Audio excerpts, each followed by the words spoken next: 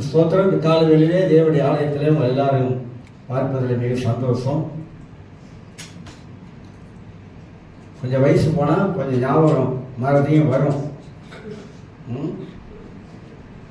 ஆனால் எனக்கு அப்படி இல்லை. சிலருக்கு வயசு போனால் கொஞ்சம் ஞாபகம் மறதி அப்படி இருக்கும். ஆனால் நான் ஞாபகம் மறதி எனக்கு அந்த அளவுக்கு இல்லை. நான் மேல் ஸ்கூலில் படித்து கொடுக்கும் போதெல்லாம் பைபிளில் அப்படியே வரும் பாருங்க, வார்த்தைகள்லாம் மனதில் அப்படியே வரும். ஒரு சிஸ்டர் கேட்டாங்க, பஸ் நீங்கள் எப்படி இவ்வளவு ஞாபகமாக அதெல்லாம் வச்சுருக்கீங்க அப்படின்னு. அதெல்லாம் பொக்கிஷம் மண்டபத்தில் இருக்கிறது. சில பேருக்கு ஞாபக சக்தி இருக்கும், சில பேருக்கு கொஞ்சம் வயசு போகும்போது ஞாபக சக்தி நமக்கு குறையப்படுறது உண்மைதான். சரி, இந்த கால வேளையிலே மீண்டுமாக யோசேப்பு குறித்து தான் நான் பேசவிருக்கிறேன். யோசேப்புடைய வாழ்க்கையில 3 காரியங்களே அவங்க மத்தியிலே 7 காரியம் இருக்குது. அதுல 2 காரியத்தை அவங்க மத்தியிலே நான் பேசி வந்தேன். ஒன்று, யோசேப்பு ஞானம் உள்ளவன் அப்படின்னு பேசினேன். 2வது, யோசேப்பு தேவ பயம் உள்ளவன் அப்படின்னு பேசினேன். இதெல்லாம் படித்து சிந்தித்து யோசித்து எழுதப்பட்ட காரியங்கள். இன்றைக்கு யோசேப்பு 3வது காரியமாக யோசேப்பு பரிசுத்த வாழ்க்கை வாழ்ந்தவன் அப்படின்ற 3வது காரியத்தை உங்க மத்தியிலே எடுத்து பேசலாம் என்று எண்ணுகிறேன்.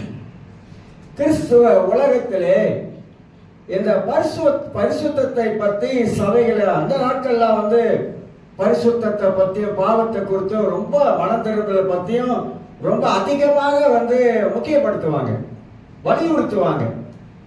ஏன்னா கிறிஸ்தவ மார்க்கமே அது பரிசுத்தமாய் வாழ வேண்டும் என்ற ஒரு நோக்கத்துல தான் வேதம் எழுதியிருக்குது. ரட்சிக்கப்பட்டது ஒரு காரியமாக இருந்தாலும் ரட்சிக்கப்பட்ட அந்த வாழ்க்கையில பரிசுத்தத்துக்குள்ளாக எப்படி நுழைந்து போவது, எப்படி ஒரு பரிசுத்த வாழ்க்கையை வாழ்வது. பரிசுத்தம் என்பது கண்கள்ல, மனதில், வாயில, வார்த்தையில, எல்லா விதத்திலையும் நாம் எப்படி நம்முடைய வாழ்க்கையை பரிசுத்தமாக நாம் வைத்துக் கொள்வது என்பதை குறித்து தான் அறிந்து கொள்ளுங்கள். எடுத்துக்கொள்ளும் 1 தெசலோனிக்கேயர் புஸ்தகத்திலே நான் வாசிக்கிறேன். 4ஆம் அதிகாரத்திலே 3ஆம் வசனத்தை வாசிக்கிறேன். நீங்கள் பரிசுத்தம் உள்ளவர்களாக வேண்டும் என்பதே தேவனுடைய சுத்தமாய் இருக்கிறது. அந்தபடி நீங்கள் வேசி மார்க்கத்திற்கு விலகி இருந்து என்று வாசிக்கிறோம். பவுல் தெசலோனிக்கே மக்களுக்கு எடுத்து சொல்லக்கூடிய முக்கியமான ஒரு காரியம் சொல்றாரு. ஏன்னா தெசலோனிக்கே மக்கள் வாழ்ந்த வாழ்க்கை ஒரு வித்தியாசமான வாழ்க்கையா இருந்தது. ஆனா அவங்க எல்லாருமாக ரட்சிக்கப்பட்ட பிற்பாடு பவுல் இப்ப எதை முக்கியப்படுத்துறாருனாக்கா, நீங்கள் பரிசுத்தம் உள்ளவர்களாக வேண்டும் என்பதே தேவனுடைய சித்தம். அதான் பிரதானமான சித்தம். ஆண்டவருடைய பார்வையிலே இந்த பூமியிலே நான் பரிசுத்தம் இல்லாமல் வாழக்கூடும் என்றால் பரலோக ராஜ்யத்திலே பிரவேசிக்க முடியாது. பரிசுத்தமாக்கப்பட்டவர்கள், நீதிமானாக்கப்பட்டவர்கள், தேவனால் தெரிந்து கொள்ளப்பட்டவர்கள், தேவனால் அழைக்கப்பட்டவர்கள் அந்த பரிசுத்தத்துக்குள்ளாக வாழ வேண்டும் என்பது வேதம் நமக்கு போதிப்பதை குறித்து நாம் அறிந்து கொள்ளுகிறோம். இதிலிருந்து சில காரியத்தை உங்க மத்தியிலே எடுத்து பேசலாம் என்று எண்ணுகிறேன். யோசேப்புடைய வாழ்க்கையிலே நாம் பார்க்கும் பொழுது அவன் பாவத்தை விட்டு ஓடினவனாக காணப்பட்டான். அவனுக்கு பாவ சோதனை வந்தது. ஆனால் அந்த பாவ சோதனையிலிருந்து இந்த யோசேப்பு விலகி ஓடினவனாக காணப்பட்டான். ஆக நம்முடைய வாழ்க்கையில் இந்த உலகத்தில் வாழும் பொழுது நிறைய பாவ சோதனைகள் வாழ்க்கையில வரத்தான் செய்யும். குருவி மேல பறக்கத்தான் செய்யும். ஆனா அதை கூடு கட்ட விடக்கூடாது. கூடு கட்ட விட்டமாக்கா குஞ்சு முட்டை போட்டு குஞ்சு பொரிச்சிடும். முட்டை போட்டு குஞ்சு பொரிச்சிச்சுன்னா அவ்வளவுதான், அந்த இடமே அசிங்கமாயிடும். அதனால நம்முடைய வாழ்க்கையில பாவ சோதனைகள் உலகத்துல நிறைய இருக்குது. வாலிப பிள்ளைகளுக்கு இருக்குது பாவ சோதனை.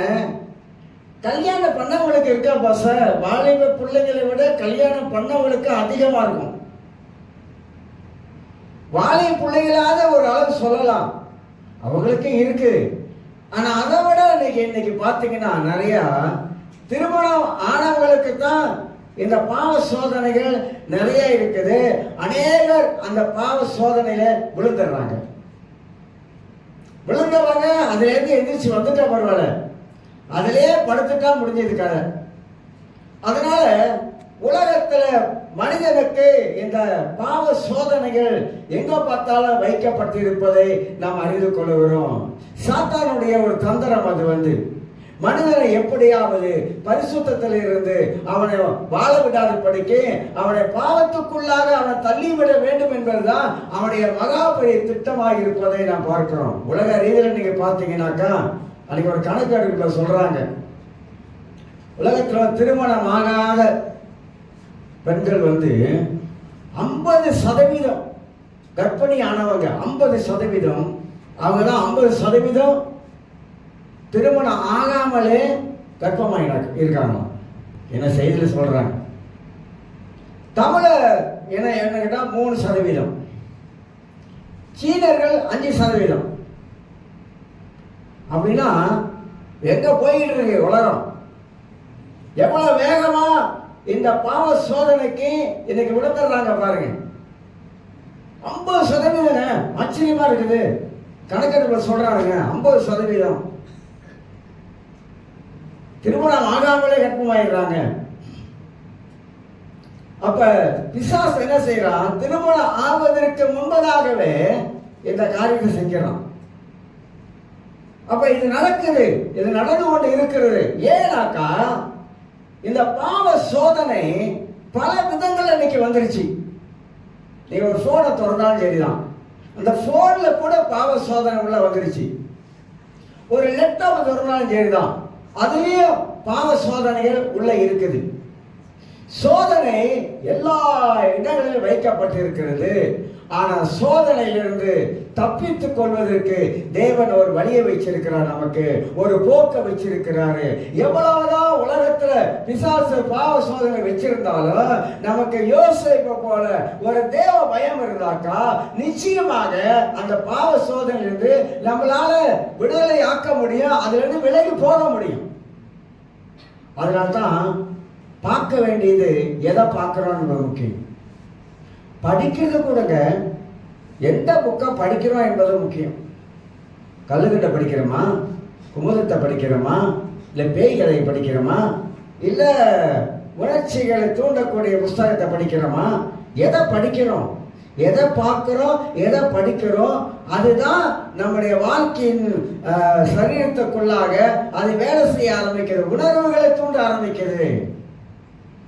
ஆக நாம எல்லாரும் பரிசுத்த ஒரு வாழ்க்கை வாழ வேண்டும் என்பது அதுதான் பிரதானமான தேவ சித்தமாய் இருப்பதை குறித்து நாம் அறிந்து கொள்ளுகிறோம். முதலாவதாக நம் மத்தியிலே நாம் ரட்சிக்கப்பட்டதனுடைய நோக்கம் என்ன, அதை குறித்து கொஞ்சம் அலசி ஆராய்ப்போம். புரியுதா என்ன சொல்றேன்னு? நாம் ரட்சிக்கப்பட்டதுடைய நோக்கம் என்ன? ஏன் நாம் ரட்சிக்கப்பட்டு இருக்கிறோம்? எதனால இந்த ரட்சிப்பை ஆண்டவர் நமக்கு தந்திருக்கிறார்? ஒரு நிமிஷம் அப்படி ஜெபம் பண்ணுவோம். நல்ல பிதாவே, இயேசுவின் நாமத்தினாலே பரிசுத்த ஆவியானவர் எங்க உண்டோ ஆண்டவரே அங்கே விடுதலை உண்டு ஆண்டவரே. கர்த்தருடைய ஆவியானவர் எங்க உண்டோ அங்க தேவ சமூகம் உண்டு ஆண்டவரே. பரிசுத்த ஆவி எங்க உண்டோ அங்க தடைகள் எல்லாம் உடைக்கப்படும் ஆண்டவரே. கர்த்தருடைய ஆவியானவர் எங்க உண்டோ அங்க எல்லா சத்துருடைய சாத்தானுடைய வல்லமைகள் எல்லாம் உடைக்கப்படும் ஆண்டவரே. வந்திருக்கிற ஆலயத்தில் வந்திருக்கிற மக்களை ஆசீர்வதிங்க, வார்த்தையை தந்து வழிநடத்த முடியாது ஜெபிக்கிறேன். இயேசுவின் நாமத்தில் ஜெபிக்கிறேன் பிதாவே, ஆமென். நாம் ரட்சிக்கப்பட்டதுடைய ஒரு நோக்கம் இருக்கிறது. மனிதன் பாவத்தில் விழுந்த பிற்பாடு தேவன் ஒரு திட்டத்தை வகுத்து வைத்தாரு. அந்த திட்டம் தான் ஆதியாகமம் 3ஆம் அதிகாரம் 15ஆம் வசனம். அந்த ஆதியாகமம் 3ஆம் அதிகாரம் 15ஆம் வசனத்துல ஆண்டவர் அழகான வார்த்தை எல்லாருக்கும் தெரியும். அதுல 3 வார்த்தை உள்ள அடக்கப்பட்டிருக்கிறது. ஏன்னா பிசாசின் தலையை நசுக்கும்படியாகத்தான் தேவகுமாரனாக இயேசு இந்த உலகத்திலே வந்திருக்கிறார் என்பதை முதல் வாக்குத்தத்தமாக நமக்கு அங்கே சொல்லப்பட்டிருக்கிறது. முதல் வாக்குத்தத்தம். இரண்டாவதாக முதல் ஒரு நற்செய்தியும் அங்கதான் வருகிறது. இயேசு கிறிஸ்து பூமியில பிறக்க போகிறார் என்ற ஒரு நற்செய்தி அங்கதான் வருகிறது. மூன்றாவதாக பிதாவாக தேவன் குமாரனாக இயேசுவை உலகத்துக்கு அனுப்ப வேண்டும் என்றதான ஒரு பயங்கரமான ஒரு திட்டத்தை வகுத்து வைத்தார். இந்த மூன்று காரியமும் அந்த அந்த ஒரு வசனத்துல அடக்கப்பட்டிருக்கிறது. அப்ப நற்செய்தி நமக்கெல்லாம் என்ன நற்செய்தினா, ரட்சிக்கப்படும்படியாக இந்த உலகத்துல இயேசு கிறிஸ்து வரப்போகிறாரு. அதுதான் தேவனுடைய பிரதானமான திட்டமாக இருக்கிறது. அதுதான் அவருடைய நோக்கமாக இருக்கிறது. அதுதான் அவருடைய வாக்குத்தத்தமாக இருக்கிறது. அப்ப அந்த வாக்குத்தத்தத்தை ஆண்டவர் நமக்கு தந்திருக்கிறார். இந்த வாக்குத்தத்தம் என்ன அப்படின்னு கேட்டீங்கன்னாக்கா, கிறிஸ்துமஸுக்கு எல்லாரும் வாசிப்போம் தானே. மத்திய எழுதின சுவிசேஷம் 1ஆம் அதிகாரம் 21ஆம் வசனத்தை உங்களுக்கு வாசித்து காட்டுகிறேன். எல்லாருக்கும் தெரிந்த வசனம் தான். மத்திய எழுதின சுவிசேஷம் 1ஆம் அதிகாரம். நம்ம இதெல்லாம் ரொம்ப கொஞ்சம் சிந்திக்க மாட்டோம். ஏன் சிந்திக்க மாட்டோம்னாக்கா, அந்த வசனத்தை வாசிச்சுட்டு நம்ம போயிடுவோம். ஆனா 21 வாசிக்கிறேன். அவள் ஒரு குமாரனை பெறுவாள், அவருக்கு இயேசு என்று பெயரிடுவாயாக, ஏனெனில் அவர் தமது ஜனங்களின் பாவங்களை நீக்கி அவர்களை ரட்சிப்பார் என்றார். ஒரு ரட்சகர் வருகிறார். ஒரு ரட்சகர் பூமியில பிறக்க போகிறார். அவர் மூலமாகத்தான் மனிதனுக்கு பாவ மன்னிப்பு உண்டு. அவர் இல்லாவிட்டால் மனிதனுக்கு பாவ மன்னிப்பு கிடையாது. மனிதன் பாவத்தில் விழுந்து விட்டால், பாவத்தில் விழுந்து போன மனிதனை இப்போது காப்பாற்ற வேண்டும், அவனை மீட்டெடுக்க வேண்டும், அவனை தூக்கி எடுக்க வேண்டும் என்பதற்காக பிதாவாக தேவன் போட்ட திட்டத்திலே சாத்தான் எதிராக வந்து நின்றான். சாத்தான அவ்வளவு ஒரு திட்டம் வச்சிருக்கிறான். இந்த உலகத்தில் உண்டாக்கப்பட்ட மனிதர்களை பிசாசப்பட்டவன் எப்படியாவது நான் கெடுக்கணும், பல தீமையான காரியங்களை உள்ள கொண்டு வரணும், அவங்களுக்குள்ளார பல ஆசைகளை நான் உள்ள வைக்கணும், அவங்களுக்குள்ள பல விருப்பங்களை உள்ள வைக்கணும். நம்ம கிறிஸ்தவர்கள் பைபிள் சரியா படிச்சோமா, கவனமா படிச்சோமா, உன்னிப்பா படிச்சோமா, தியானத்தோடு படிச்சோமா, உண்மையாகவே ஆண்டவர் மனித வாழ்க்கையில என்ன செய்து கொண்டு இருக்கிறார் என்பதை நம்மளால விளங்கிக் கொள்ள முடியும். சாத்தானாகப்பட்டவன் நம்முடைய வாழ்க்கையில எப்படி கிரியை செய்கிறான் என்பதையும் புரிந்து கொள்ள முடியும். இது ரெண்டையும் நம்ம புரிந்து கொண்டா வேதத்தின் மூலமாக சாத்தானை எங்க வைக்கணுமோ அங்க வச்சிருவோம், தேவனை எங்க உயர்த்தணுமோ அங்கே நம்ம வாழ்க்கையில உயர்த்தி கொண்டே இருப்போம். பிசாச வைக்க வேண்டிய இடத்துல நம்ம வைக்காவிட்டா அவன் நம்முடைய இடத்தை எடுத்துக்கொள்வான். ஒரு அழிய சொல்லுங்க, நம்ம இடத்தை எடுத்துக்கொள்வான். நம்ம இடத்தை அவன் எடுத்துக்கொண்டானாக்கா அப்ப நம்முடைய வாழ்க்கையில ஆளுகை செய்ய ஆரம்பிப்பான். தேவையில்லாத காரியங்கள்லாம் நம்மளுக்குள்ள கொண்டு வருவான். தேவையில்லாத காரியத்தை நம்மளுக்குள்ள கொண்டு வரும் பொழுது நாமளும் தேவையில்லாத, தேவனுக்கு தேவையில்லாத, புரோஜனம் இல்லாத மனிதர்களா மாறிடும். அதனால தான் சாத்தானுக்கும் தேவனுக்கும் தேவன் திட்டம் வேற, விசுவாசின் திட்டம் வேற. தேவன் திட்டம் மனிதனை ரட்சித்து காப்பாற்றி அவனை இந்த உலகத்துல தேவனை ஆராதிக்க, பணிந்து கொள்ள, பரிசுத்தமாய் வாழ இதெல்லாம் கர்த்தர் ஏற்படுத்தி வச்சிருக்கிறாரு. ஆனா பிசாசு அப்படி இல்லை. பிசாசு மனிதனை தேவனோடு நெருங்க விட மாட்டான். ஏன் நெருங்க விட மாட்டான்? மனிதன் தேவனோடு நெருங்கி விட்டா அவனுக்கு வேலை எல்லாம் போயிடும். அதனால அவனுக்கு வேலை இருந்து கொண்டே இருக்கணும். மனிதன் கிட்ட பிசாசு வேலை இருந்து கொண்டே இருக்கணும். அதனால தான் உலகத்துல முதல்ல பாருங்க, மனிதர் பாவத்துல விழுந்த பொழுது அப்பதான் ஏதேன் தோட்டத்துல முள்ளு முளைச்சது. அது வரைக்கும் இல்லை. முள்ளு பாவத்துக்கு அடையாள சின்னம். முள்ளு முளைத்தது பூமியிலே. அந்த முள்ளு தான் இன்ன வரைக்கும் குத்திக்கிட்டு இருக்குது. அதனால தான் பிசாசு பாருங்க, காயின ஆவியல் அனுநம்பி தானே, காயின ஆவியல் அனுநம்பி. ஆனா முதல் கொலை பண்ணவன் யாரு? காயினு ஆவியல கொலை பண்ணான். இவங்க யார்? 2 பேரும் அண்ணன் தம்பி. அண்ணன் தம்பி 2 பேர் அண்ணன் தம்பி. ஆனா காயினுடைய எண்ணத்துக்குள்ளாக சாத்தான் வேலை செய்யுது. ஆபேல் தம்பியை கொன்னுட்டான். ஆதாம் ஏவாள் பரம்பரையில் வந்தவங்க எல்லாமே பாவத்தில் விழுந்து போன சந்ததி தான். நீங்களும் நானும் நம்மளாம் ஆதாமுடைய பரம்பரை. உங்க தாத்தா யாருங்க? எங்க தாத்தா இவரு. இந்த தாத்தாவோட தாத்தா யாருங்க? எங்க தாத்தாவோட தாத்தா அவரு. அந்த தாத்தாவோட தாத்தா யாருங்க? அவரு. அப்படி சொல்றோமா இல்லையா? அந்த மாதிரி நம்மளை கேட்டா எங்க தாத்தாவுக்கெல்லாம் தாத்தா ஆதாம். அந்த ஆதாம் பண்ண காரியம் நம்ம ஆதாமை தான் முக்கியப்படுத்துறோம். ஆனா ஏவாளு சேர்ந்ததான். ஏவாள் தான் வஞ்சிக்கப்பட்டா, ஆதாம் வஞ்சிக்கப்படல. நல்ல பைபிள் படிச்சீங்கன்னா ஏவாள் தான் வஞ்சிக்கப்பட்டா, ஆதாம் வஞ்சிக்கப்படல. ஆதாம் விவரமான ஆளு. அதனால்தான் சாத்தான் ரொம்ப தந்திரமா ஏவாள் தனியா வரும் பொழுது, எப்படி ஏவாள் சௌரியமா இருக்கியா, நலமா இருக்கியா அப்படின்னு ரொம்ப அழகா பேசலாம். அவங்களும் நீ நான் ஒண்ணு, உன் வாயில மண்ணு அப்படின்னு பேச்ச கொடுத்தாங்க. கொஞ்சம் பேச்ச கொடுத்ததுதான். பேச்ச கொடுத்தோன்னு பேச்ச போட்டான் பாருங்க. பேச்ச போட்டு பேச்ச வாங்கிட்டான். நம்ம ஆளுங்க சொல்லுவாங்களே, பேச்ச போட்டு பேச்ச வாங்குறாரியா, கவனம் அப்படின்னு. அந்த மாதிரி பிசாசு பேச்ச போட்டு பேச்ச வாங்கிட்டான். பேச்ச வாங்குறதோட மட்டும் இல்லைங்க, இந்த பரிசுத்தத்தை எப்படி குலைக்கிறான் பாருங்க. எப்படி அவங்களுக்குள்ள இருக்கிற அந்த தெய்வீக பரிசுத்தத்தை எப்படி குலைக்கிறான் பாருங்க. மனிதன் தேவனுடைய பரிசுத்தத்துக்கு முன்பதாக நிற்கவே முடியாது, நிற்கவே முடியாது. தேவன் அவ்வளவு பரிசுத்தர், மகா பரிசுத்தர். நம்ம போய் நிற்க முடியாது. அந்த அளவுக்கு தேவன், அவர் தேவனாக இருக்கிறார். ஆனா இவ்வளவு ஆதாமுக்குள்ளாக ஏவாளுக்குள்ளாக இருந்த அந்த பரிசுத்தத்தை எப்படியாவது குலைக்கணும். அந்த பரிசுத்த குலைச்சல் வந்துருச்சுனாக்கா அவங்க தேவனிடத்தில் பிடிச்சிடலாம். ஒரு மனிதன் தேவனோட நெருங்கி வாழ முடியாதுக்கு என்ன காரணம் தெரியுங்களா? பாவம் தான். பாவம் தான் காரணம்.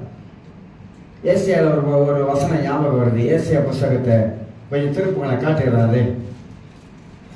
அதுதான் காரணம். அதுல இருந்து மனிதன் வெளியே வந்துட்டானா அவன் வாழ்க்கையில அவன் ஆசீர்வாதமான வாழ்க்கை வாழ முடியும். இந்த பாவம் தான் மனித வாழ்க்கையில பயங்கரமான பிரச்சனை உண்டாக்குதுங்க. பயங்கரமான பிரச்சனை உண்டாக்குது. ஏன்னா நமக்கும் ஆண்டவருக்கு பிரிவினை உண்டாக்குறது எதுன்னா, இந்த பாவம் தான் நம்ம வாழ்க்கையில அந்த பிரிவினை உண்டாக்கலாம்.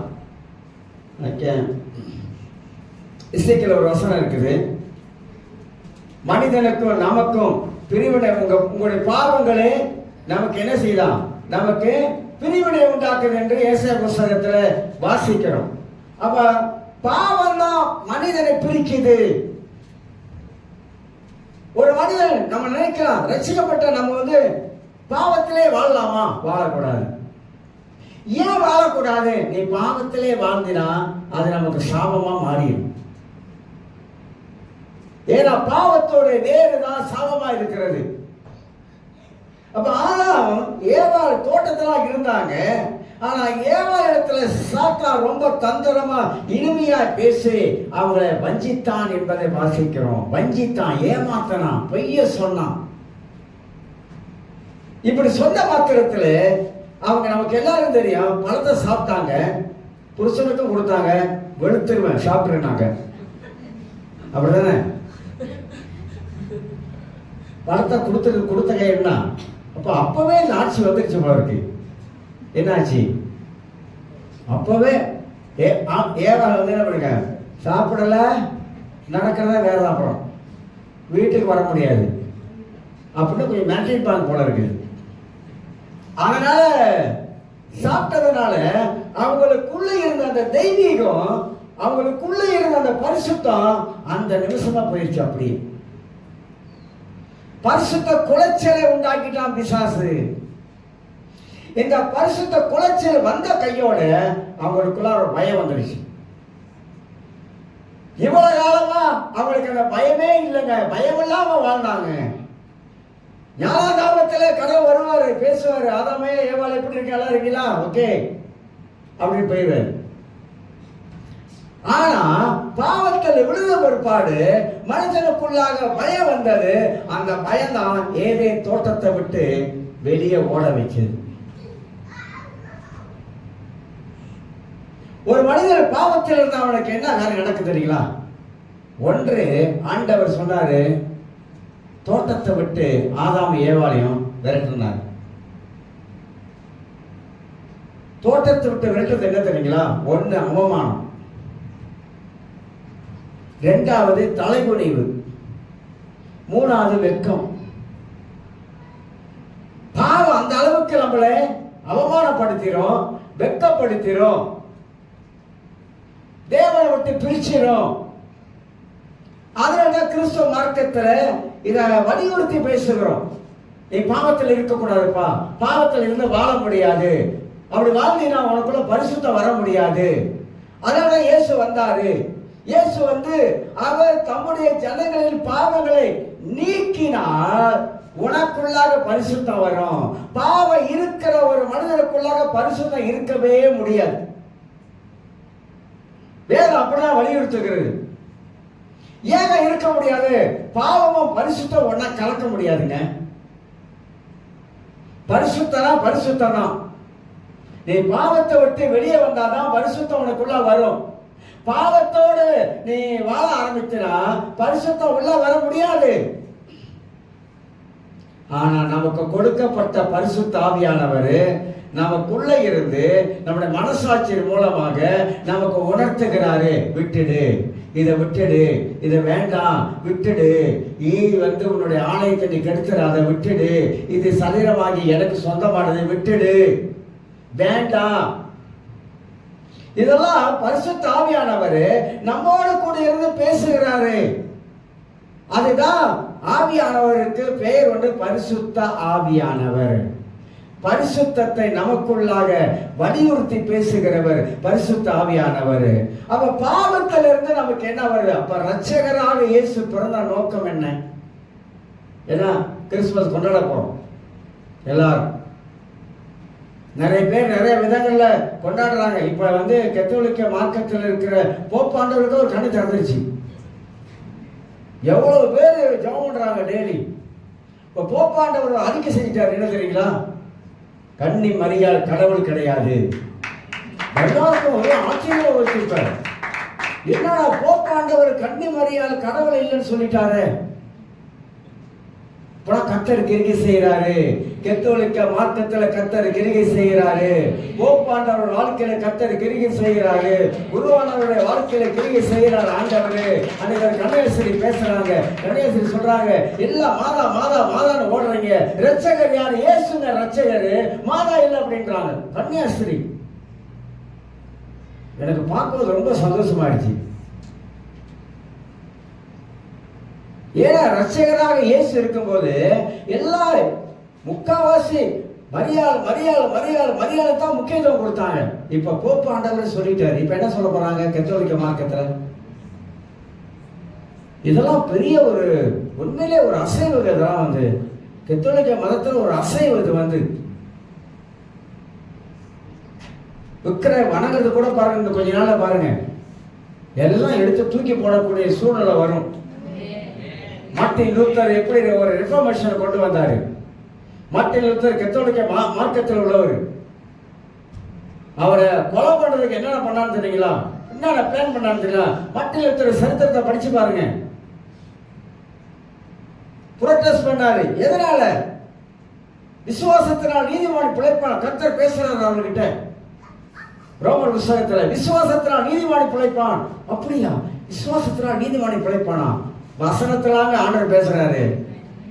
அந்த வார்த்தை மார்ட்டின் லூத்தருடைய வாழ்க்கையில பேசுற பொழுது அந்த வார்த்தை பிடித்து கொண்ட அவர் நம்ம செய்யறதெல்லாம் தப்பா இருக்குது அப்படி சொல்லிட்டான். கத்தோலிக்க மார்க்கத்துக்கு எதிராக புரோட்டஸ்ட் பண்ணார், எதிர்ப்பை தெரிவித்தார். அவரை கொலை பண்றதுக்கு பிளான் பண்ணிட்டாங்க. ஒரு வீட்டில் கொண்டு போய் 10 மாதம் ஒளிச்சு வச்சிருந்தாங்க. மார்ட்டின் லூத்தர் கிறிஸ்தவங்க தான். ஏன்னா கத்தோலிக்க மார்க்கத்துடைய விசுவாச பிரமாணம் வேற. ஓ, நம்முடைய விசுவாச பிரமாணத்துக்கு எதிராக வரானே, அந்த மாதிரி நிறைய பேர் சாகடிச்சிருக்காங்க. கத்தோலிக்க மார்க்க சரித்திரத்தை படிச்சு பார்த்தா, சபை சரித்திரத்துல படிச்சு பார்த்தோமாக்கா அவங்க என்னென்ன பண்ணாங்க என்பதெல்லாம் இருக்குது. அப்ப என்ன நாம் அறிந்து கொள்ளுகிறோம், காலம் போக போக போக நம்ம கத்தோலிக்க மார்க்கத்தில் இருக்கிற மக்களை என்னென்னமோ நினைச்சோம், இன்னைக்கு அவங்க வாழ்க்கையில பெரிய ஒரு திருப்பமுடைய பரிசுத்தான் கொண்டு வராரு. கரிஸ்மேட்டிக் பிரேயர் வைக்க ஆரம்பிக்கிறாங்க. கரிஸ்மேட்டிக் மூவ்மெண்ட் இன்னைக்கு கத்தோலிக்க மக்கள் மத்தியில் ஓடிக்கிட்டு இருக்குது. கர்த்தர் கண்ணை திறக்கிறாரு. ரட்சிக்கப்பட்ட கண்ணெல்லாம் இன்னைக்கு மூடிக்கிட்டு போகுது. அவங்க கண்ணெல்லாம் இப்ப திறந்துகிட்டு வருது. நம்மெல்லாம் அப்படியே மங்கி போயிட்டு இருக்கிறோம். அவங்க எல்லாம் இப்ப கொஞ்சம் எழுப்பிக்கிட்டு வராங்க.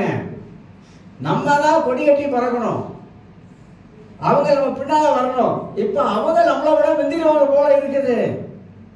அந்த மாதிரி சூழ்நிலை இன்னைக்கு வந்துகிட்டு இருக்குங்க. ஏன்னா உலகம் போற போக்கில் மனிதன் போறான்.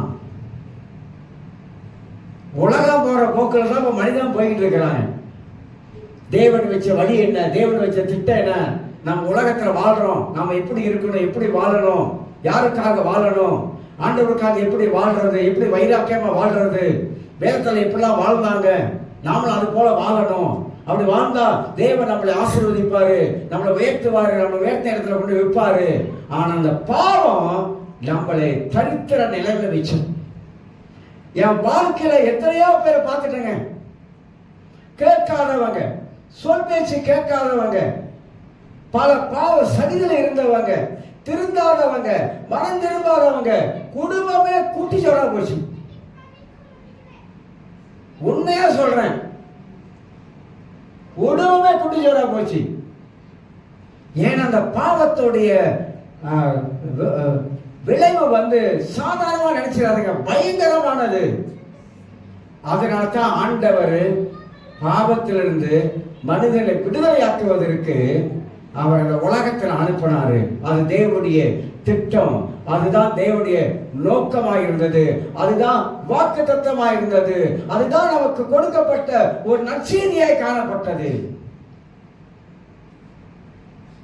நீ பெரும்பாலும் பாருங்க, போன்ல பார்க்கிறதெல்லாம் தப்புன்னு சொல்லல, தப்புன்னு சொல்ல மாட்டேன். ஏன்னா நான் வாழ்ற உலகம் ஒரு நவீன உலகம். ஆனா அந்த ஒரு காலத்துல இல்லைங்க, போன் எல்லாம் பார்த்தாங்க, ஒரு காலத்துல அப்படிலாம் இல்லை. ஆனா இப்ப பேய் என்ன பண்ணிட்டான், இந்த போன்ல வைக்கக்கூடாதெல்லாம் உள்ள வச்சுட்டாங்க. வைக்கக்கூடாததெல்லாம், பார்க்க கூடாததெல்லாம், கண்டதும் வருதுங்க, குப்பையா வருதுங்க.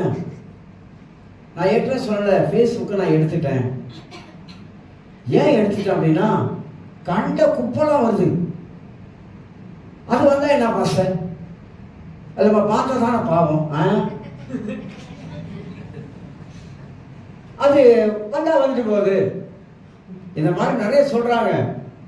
ஆனா மனசு என்ன சொல்லுதுமா, ஒரு முறை பார்த்த இன்னொரு முறை பாரு, இன்னொரு முறை பாரு அப்படி சொல்லும். இதை சொல்ல சொல்ல நம்ம பார்க்க ஆரம்பிப்போம். பார்க்க பார்க்க பார்க்க அதே பழக்கமாயிடும், தெரியுமா? அதுதான் நான் பார்த்தேன், இந்த சோதனை நமக்கு என்னத்துக்கு தேவையே இல்லை, அதை எடுத்துட்டா போகுது. அதனால என்னத்தை பணக்காரனா போறோமா, பேஸ்புக்கை வச்சு பணக்காரனா போறோமா? ஒண்ணுமே கிடையாது. கண்ட குப்பை வருது, அந்த கண்ட குப்பை நமக்கு தேவையில்லைன்னு பேஸ்புக்கை தூக்கிட்டேன். எல்லாம் யோசிக்கிறீங்க, நான் வச்சிருக்கேன் சார், வச்சுக்கங்க. நான் அவளை வச்சுக்க வேணாம்னு சொல்லல, வச்சுக்கொள்ளுங்க. ஆனா என் மனசாட்சி சொன்னுச்சு வேண்டாம், எடுத்துரு, வேண்டாம், எடுத்துட்டேன், தேவையில்லை. நல்லவைகளை வந்தா பரவாயில்லைங்க, இவன் பேய் அதுக்குள்ள போது என்னென்னமோ கொண்டாந்து வைக்க ஆரம்பிக்கிறான். நம்முடைய பரிசுத்தத்தை கெடுக்கிறது அதுதான். நம்ம பரிசுத்தமா வாழணும்னாக்கா வேதம் என்ன சொல்லுகிறது? அதை கொஞ்சம் கையாண்டாலே போதுங்க, அதை கொஞ்சம் கையாண்டா போதும். கிறிஸ்துமஸ் வரும்போது பாருங்க, எல்லாரும் இயேசு ரட்சகரா வந்தாரு, ரட்சிக்க வந்தாரு. ஆனா கிறிஸ்துமஸ்ல எல்லாமே என்ன ஆயிரும்? குடும்பமா சேர்ந்து தண்ணி அடிக்கிற குடும்பம் பார்த்துருக்கீங்களா? நீங்க பார்த்ததில்ல, நான் பார்த்துருக்கேன். குடும்பமா அண்ணன் தம்பி எல்லாம் சேர்ந்து உட்காந்து தண்ணி அடிக்கிற குடும்பம் இருக்காங்க. கிறிஸ்தவ தான் சொல்றேன், கிறிஸ்தவ தான் அப்பெல்லாம் வாழ்றாங்க. எப்படி இருக்குன்னு நினைக்கிறீங்க? ரட்சகர் ரட்சிக்க வந்தாரு, பாவத்திலிருந்து விடுதலை கொடுக்க வந்தாரு. ஆனா இவங்க என்ன பண்றாங்க? அதனால்தான் கிறிஸ்தவ வாழ்க்கை சரியா வாழணும். இல்லைன்னா நம்ம நினைக்கிறோம், ஏன் அப்படி வருது, ஏன் இப்படி வருது, ஏன் அது வருது, ஏன் இது வருது அப்படின்னு நம்ம நினைக்கிறோம். சில வேலைகள்ல அப்படி யோசிக்கிறோம். இன்னொரு வசனத்தையும் உங்களுக்கு நான் வாசித்து காட்டுகிறேன். லேவியராகமம் புஸ்தகத்துல பரிசுத்தத்தை பத்தி நம்ம ரொம்ப ரொம்ப நம்முடைய மனதுக்குள்ளாக நம்ம சிந்தனைக்குள்ளாக வைக்க வேண்டிய ஒரு காரியம். யோசேப்பு பரிசுத்தம் உள்ளவனாக வாழ்ந்தான். தேவ பயம் உள்ளவனுக்கு நிச்சயமாக அந்த பரிசுத்தம் உள்ள இருக்கும். கடவுள் பயம் இல்லாதவர்களுக்கு பரிசுத்தம் இருக்காது. யாருக்கெல்லாம் ரட்சிக்கப்பட்டவர்கள் தேவ பயம் இல்லையோ அவங்க தன் இஷ்டம் போல வாழ ஆரம்பிப்பாங்க. ஏன்னா கடவுள் பயம் இல்லாதனால. 19ஆம் அதிகாரத்துல லெவிட்டிகஸ் 19ஆம் அதிகாரம் 2ஆம் வசனத்தை உங்களுக்கு வாசிக்கிற பாருங்க. நீ இஸ்ரவேல் புத்தரின் சபை அனைத்தோடும் சொல்ல வேண்டியது என்னவென்றால், உங்கள் தேவனாகிய கர்த்தருமாகிய நான் பரிசுத்தர், ஆகையால் நீங்களும் பரிசுத்தமாயிருங்கள். உங்கள் தேவனாக கர்த்தர் பரிசுத்தராக இருக்கிறதுனால நீங்கள் எப்படி இருக்குமா? பரிசுத்தமாயிருங்கள். அதே புதிய ஏற்பாட்டில் அதே வசனம் பாருங்க. அதே வசனம் புதிய ஏற்பாட்டில் பேதுரு கோட் பண்ணுவார். எப்படி கோட் பண்ணுவார் பாருங்க. 1 பேதுரு 1ஆம் அதிகாரத்துல 15-16 வசனத்தை வாசிக்கும் போது பழைய ஏற்பாட்டு வசனத்தை புதிய ஏற்பாட்டில் பேதுரு எவ்வளவு அழகா அதை கோட் பண்ணி நமக்கு காட்டுறார் என்பதை குறித்தும் நாம விளங்கிக் கொள்ளலாம். உங்களை அழைத்தவர் பரிசுத்தராய் இருக்கிறது போல நீங்களும் உங்கள் நடக்கை எல்லாவற்றிலேயும், அப்படித்தானே எழுதி இருக்குது. இல்லை தப்பா படிக்கிறேன்னா? வாசிக்கிறேன். உங்களை அழைத்தவர் பரிசுத்தராய் இருக்கிறது போல ஒரு கோமா வந்திருக்கும். உங்களையும் என்னையும் அழைத்த ஆண்டவர் பரிசுத்தராய் இருக்கிறார். பரிசுத்தமுள்ள ஆண்டவர் நம்மளை ஏன் அழைத்தார்னா, பரிசுத்த வாழ்க்கை வாழ்வதற்காக தேவன் அழைத்திருக்கிறாரு. சொல்றாரு, நீங்களும் உங்கள் நடக்க எல்லாவற்றிலேயும் பரிசுத்தமாயிருங்கள். நீங்கள் உங்கள் நடக்கை, உங்க வாழ்க்கை, நீங்க எப்படி நடந்துக்கிறீங்க, எப்படி யோசிக்கிறீங்க, எப்படி பேசுறீங்க, உலகத்துல எப்படி வாழ்றீங்க, எப்படி வாழ்ந்து கொண்டு இருக்கீங்க, இதன் எல்லாவற்றிலேயும் பரிசுத்தத்தை தான் வேதம் நமக்கு வலியுறுத்துகிறது. 16ஆம் வசனம் வாசிக்கிறேன். நான் பரிசுத்தர், ஆகையால் நீங்களும் பரிசுத்தமாய் இருங்கள் என்று எழுதியிருக்கிறது. எங்க எழுதியிருக்கிறது? லேவியராகம புத்தகத்துல எழுதியிருக்கிறது. பழைய ஏற்பாட்டு வசனங்கள் நூற்றுக்கணக்கான வசனங்கள் புதிய ஏற்பாட்டில் எழுதியிருக்கிறது. பேதுரு எங்க கோட் பண்றாரு? பழைய ஏற்பாட்டில் எழுதியிருக்கிற வசனத்தை இங்க கோட் பண்றாரு. அப்ப ஆண்டவர் இஸ்ரவேல் ஜனங்களை வழிநடத்திக் கொண்டு வரும் பொழுதும் பரிசுத்தத்தை தான் எதிர்பார்த்தார். ஒரு மனிதர் பரலோகத்துக்குள்ள நுழையினாக்கா சும்மா நுழைஞ்சிட முடியாது, சும்மா போயிடலாம் அப்படி நினைச்சிட கூடாது. ஏன் சும்மா நுழைய முடியாதுனாக்கா, இந்த பூமியில நான் வாழும் பொழுது பரிசுத்தமா வாழ்ந்தாதாக மேல நுழைய முடியும். எல்லாரும் ஒரு கதை ஒன்று கண்டுபிடிச்சிட்டாங்க. பைபிள்ல கதையில சம்பவம் தான். அதை அவங்களுக்கு ரொம்ப ஸ்ட்ராங் ஆயிடுச்சு, இப்ப ரொம்ப வலுவாயிருச்சு. எப்படி வலுவாயிருச்சுன்னா கடைசி நேரம் ஆண்டவரே மன்னிச்சிருங்க, ஓகே ஆண்டவர் மேலே உன்னை மன்னிச்சிட்டேன், ராயத்துக்குள்ள பிரவேசம் அப்படின்னு சொல்லிடுவாங்க. அதெல்லாம் கடைசி நேரம் அந்த கல்லன் இயேசு பக்கத்தில் ஒரு கல்லன் சிலுவையில், ஆண்டவரே இன்றைக்கு என்ன பரதேசிலர் சொல்றாங்க, இன்றைக்கு நீ என்னோட கூட பரதேசில் இருப்பான்னு சொல்லிட்டார்ல. கடைசி நேரம், கடைசி நிமிடம் அவனுக்கு ஒரு வாய்ப்பு கொடுத்தால ஆண்டவரே. அப்ப நமக்கு ஒரு வாய்ப்பு இருக்கு, கடைசி நேரம் வரைக்கும் இருப்போம். அவர் போறப்ப நமக்கு ஏதாவது அப்படி சிக்கல் வந்துச்சுன்னா ஆண்டவரே மன்னிச்சிருங்க அப்படின்னு நம்ம நினைக்கிறோம், நம்ம சொல்றோம், அப்படி சொல்றோம், அப்படி நினைக்கிறோம். அப்படிலாம் இல்லை. கடைசி நேரம் வரைக்கும் ஆண்டவர் டைம் கொடுத்துருக்காரு அப்படின்னு நம்ம நினைக்கிறோம். மனம் திரும்புகிறவர்கள் தேவன் சொல்லும் போது திரும்பிடணும். சத்துக்களி செக்கப் என்னது? சத்துக்களி செக்கப் டின்னர். ஒரு முறை கர்த்தர் சொன்னா அந்த தேவனுடைய வார்த்தையை ஏற்றுக்கொண்ட நம்முடைய வாழ்க்கையில நம்மளை நாமளே சரிப்படுத்தாம போகும் பொழுது இன்னொரு முறை கர்த்தர் சொல்லுவார் நினைக்கிறீங்களா? ஏன் பஸ் சொல்ல மாட்டாரா? சொல்லுவாரு. ஒரு முறை சொல்லுவாரு, 2 முறை சொல்லுவாரு, 3 முறை சொல்லுவாரு. பிள்ளையாமுக்கு சொன்னாரு, அந்த பாலாக்கு வருவான். அந்த பாலாக்கு வந்து புறஜாதியார். ஆனா பிள்ளையாம் போயிட்டு என்ன செய்யறான்? ஜெபம் பண்ணி ஆண்டவர்கிட்ட கேட்கிறான், இஸ்ரவேல் ஜனங்கள் சபிக்கலாம் சபிக்க கூடாதுன்னு உனக்கு தெரியுமா தெரியாது? நீ ஒரு தீர்க்கதரிசன.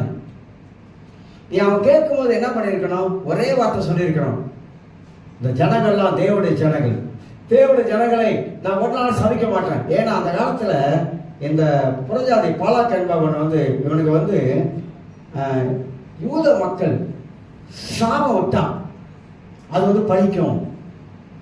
தீர்க்கதரிசிகள் சாபம் விட்டா பழிக்கும் அப்படி என்ற அவனுக்குள்ள ஒரு நம்பிக்கை இருந்துச்சு புறஜாதிகளுக்குள்ள. அதனாலதான் பாலாக் என்றவன் சொல்றான், நீ சொன்னா, நீ சபிச்சினா அந்த சாபம் நடக்கும். பிள்ளையாம் என்ன பண்ணிருக்கணும்? இல்ல தேவனுடைய ஜனங்களை சபிக்க கூடாது என்று கர்த்தர் சொல்லி இருக்கிறார். அப்படி சொல்லியிருக்கணுமா இல்லையா? அப்ப நீ ஏன் போய் ஜெபம் பண்ற? தேவ சித்தம் இல்லைன்னு தெரிஞ்சிச்சு உனக்கு. ஆனா நீ ஏன் போய் ஜெபம் பண்ற? எதுக்காக ஜெபம் பண்ண? அவன் என்ன, நான் கிட்டி கொடுக்கல, அள்ளி கொடுக்குறானா, உனக்கு வெகுமதி கொடுக்குறானா, பரிசுகளை கொடுக்குறான், பணம் கொடுக்குறான், உனக்கு என்ன வேணும் சொல்லு, எல்லாம் கொடுக்கிறேன்.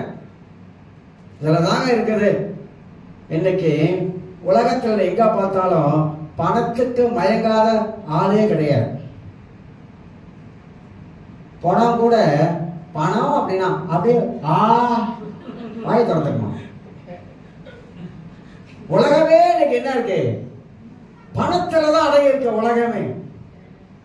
பண ஆசை, சொத்து ஆசை, இதெல்லாம் உலகமே அதுலதான் அடங்கி இருக்கு இன்னைக்கு.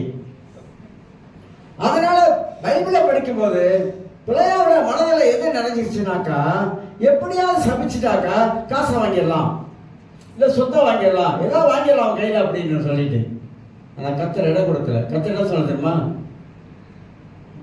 அவர் சொல்லி கொடுத்ததை நீ போய் சொல்லு அப்படின்னா. நான் என்ன சொல்றேன் அதை மட்டும் போய் சொல்லு.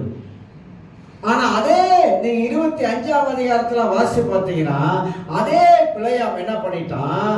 அவன் இஸ்ரவேல் ஜனங்களே மக்களை கலப்பு திருமணம் பண்ணி பாவத்தை தள்ளிட்டான். பார்த்தீங்களா? கலப்பு திருமணம் பண்ணி அவன் நிலைமை என்னாச்சு தெரியுங்களா? எல்லாம் அப்படியே பாக்குறீங்க. எங்க இருக்குது இது? பைபிள்ல தான் இருக்குது. என்ன புஸ்தகத்துல, நம்பர்ஸ் என்ன புஸ்தகத்துல நீங்க வாசி பார்த்தீங்கன்னா 22, 23, 24 வாசி பார்த்தீங்கன்னாக்கா அங்கதான் எழுதப்பட்டு இருக்கிறது. அதாவது இஸ்ரவேல் ஜனங்கள் கலப்பு திருமணம் பண்ணி 21,000 பேரை கொண்டுட்டான். கடைசி அவனால என்னாச்சு? இருக்கக்கூடாத இடத்துல போய் நின்னான் பாருங்க, அவன் தலை சீவிட்டு போயிடுச்சு. நான் என்ன சொல்ல வரேன்னா, பைபிள் தான் நமக்கு வெளிச்சம். வேதத்தில் இருந்தால் பரிசுத்த ஆவியானவர் நமக்கு கற்றுக் கொடுக்கிறார். வேதத்தில் இருந்தால் பரிசுத்த ஆவி நம்மோடு கூட இடைப்பட்டு பேச ஆரம்பிக்கிறார். வேதத்தின் மூலமாகத்தான் நாம் வாழ வேண்டிய வாழ்க்கையை சொல்லிக் கொடுக்கிறார். அதை தவறிட்டோம், வாழ்க்கையில ரொம்ப கஷ்டப்படுவோங்க, ரொம்ப ரொம்ப கஷ்டப்படுவோம். ஆனா கர்த்தருடைய வேதத்தின்படி கேட்டு நம்ம வாழ ஆரம்பிச்சோமாக்கா, இதுக்கெல்லாம் தாண்டி நல்ல ஒரு வாழ்க்கையை நம்மளால வாழ முடியும். கர்த்தர் நமக்கு ஒரு நல்ல வாழ்க்கையை தந்திருக்கிறார், நல்லா வாழ்வதற்காக வாழ்க்கையை தந்திருக்கிறாரு. ஆக நான் பரிசுத்தர் ஆகையால் நீங்களும் பரிசுத்தமா இருங்கள் என்று எழுதியிருக்கிறது என்று சொல்லி நாம் வாசிக்கிறோம். இன்னும் ஒரு காரியத்தை சொல்லி நான் நிப்பாட்டுகிறேன்.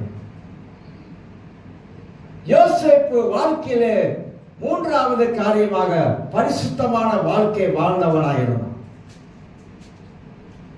அவனுக்கும் பாவ சோதனை எல்லாம் வந்தது, ஆனா அவனுக்குள்ள ஒரு தேவ பயம் இருந்தது. 1 பேதுரு 1ஆம் அதிகாரத்தில் 13ஆம் வசனத்தை வாசிக்கிறேன். ரட்சிப்பை பெற்ற நாம் என்ன செய்ய வேண்டும்? முதல்ல நாம் ரட்சிக்கப்பட்டதின் நோக்கத்தை நாம் அறிஞ்சிக்கணும். இப்ப இரண்டாவதாக ரட்சிப்பை பெற்ற நாம் என்ன செய்ய வேண்டும்? 1 பேதுரு 1ஆம் அதிகாரத்தில் 3ஆம் வசனத்தை உங்களுக்கு நான் வாசித்து காட்டுகிறேன். 1 பேதுரு 1ஆம் அதிகாரம் 3ஆம் வசனம். நம்முடைய கர்த்தராக இயேசு கிறிஸ்துவின் பிதாவாக தேவனுக்கு ஸ்தோத்திரம் உண்டாவதாக அப்படி சொல்ல 13ஆம் வசனம் வாசிக்கிறேன். 13. ஆகையால் நீங்கள் உங்கள் மனதின் அறையை கட்டிக்கொண்டு தெளிந்த புத்தியுள்ளவர்களாக இருந்து இயேசு கிறிஸ்து வெளிப்படும் போது உங்களுக்கு அளிக்கப்படும் கிருபையின் மேல் பூர்ண நம்பிக்கை உள்ளவர்களாய் இருங்கள். இதுதான் விளங்குதா நமக்கு இந்த வசனம் படிக்கும் போது? ஆகையால் நீங்கள் உங்கள் மனதின் அறையை கட்டிக்கொண்டு, இந்த மனதின் அறையை நீங்க கட்டணும், மனதை பாதுகாக்கணும். ஏன்னா மனதில் தான் நான் பல காரியம் சொல்லியிருக்கிறேன். மனதில் தான் சாத்தா வந்து இடம் பிடிப்பான், மனதில் தான் பிசாசை கிரியை செய்வான், மனதில் தான் எல்லா காரியத்தை கொண்டு வந்து போடுவான். எதை வடிகட்டணும் நமக்கு தெரியணும், எதை சலிக்கணும் என்பது நமக்கு தெரியும். மனதை எப்படி கவனமா வச்சு கொள்றது, மனதுக்குள்ளாக எப்படி பரிசுத்தமாக வாழ்வதற்கு பழகி கொள்வது, மனதுக்குள்ள வரக்கூடிய காரியத்தெல்லாம் எப்படி எடுத்துக்கொள்ளக்கூடாது. ஒரு போன்ல ஒரு மெசேஜ் வந்தா நம்ம டிலீட் பண்றோமா இல்லையா, எப்படி அழிக்க தெரியணும், மனதுல வர்றதெல்லாம் அழிக்க தெரியணும். மனதை எப்போதுமே வேத வசனத்தினாலே நாம காவல் பண்ண தெரியணும். மனதை எப்போதும் பரிசுத்தமாக வச்சுக்கொள்ளணும். மனதின் அறை, இந்த மனதின் அறையை கட்டிக்கொண்டு தெளிந்த புத்திகளாக இருந்து, தெளிந்த புத்தி நமக்கு எல்லாருக்கும் வேதத்தின் அடிப்படையில் ஆவியானவர்கள் தெளிந்த புத்தியை கொடுத்திருக்கிறார். சரியாக யோசிக்கக்கூடிய, சரியாக தீர்மானம் எடுக்கக்கூடிய காரியத்தை கர்த்தர் நமக்கு கொடுத்திருக்கிறார். சரியா தீர்மானம் எடுப்பது, சரியான ஒரு தெளிந்த எண்ணத்தோடு வாழ்வது.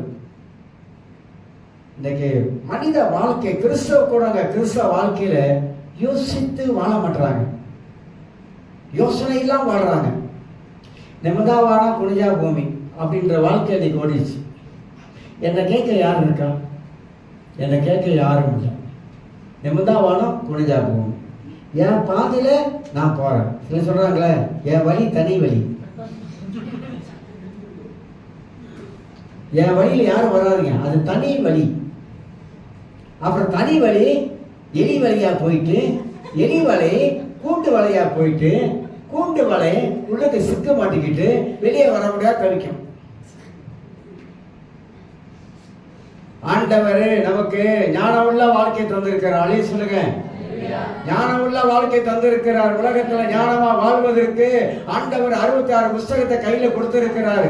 அதனால நம்முடைய வாழ்க்கையில யோசேப்பு போல அவன் பரிசுத்தம் உள்ள வாழ்க்கை வாழ்ந்தான். கர்த்தரை எகிப்து தேசத்துல அவனுக்கு உயர் அதிகாரத்தை கொடுத்து வச்சிருந்தான். அவன் தான் எல்லாத்துக்கும் தலைவனா காணப்பட்டான். இந்த பரிசுத்த வாழ்க்கை தான் நம்மளோட கிறிஸ்தவ வாழ்க்கையில முன்னோக்கி கொண்டு போகும். எல்லாரும் எழுந்திருக்கலாம், எல்லாரும் எழுந்திருக்கலாம்.